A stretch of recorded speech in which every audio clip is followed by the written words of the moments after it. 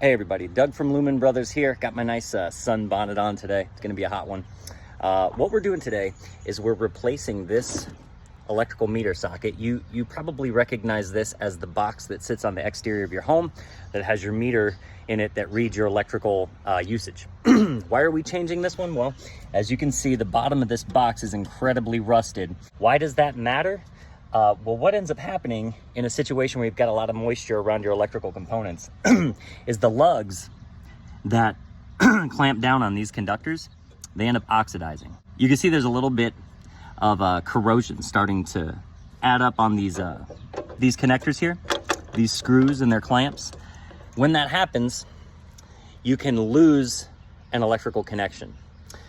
So with your wires coming into the home, you've got two sets of hot wires and one neutral.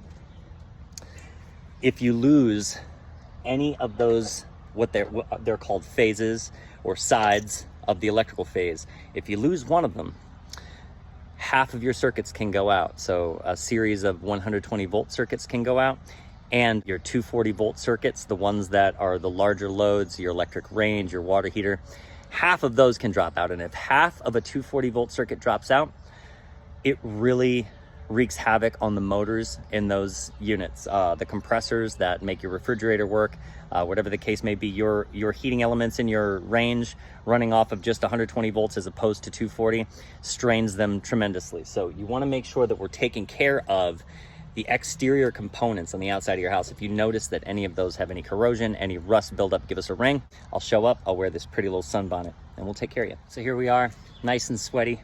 Got a brand new 200 amp meter socket underground fed coming into this house. This should last them, another 25, 30 years, depending on how the weather affects this one spot, which we saw from the previous meter socket. It takes on a lot of weather on this side of the house.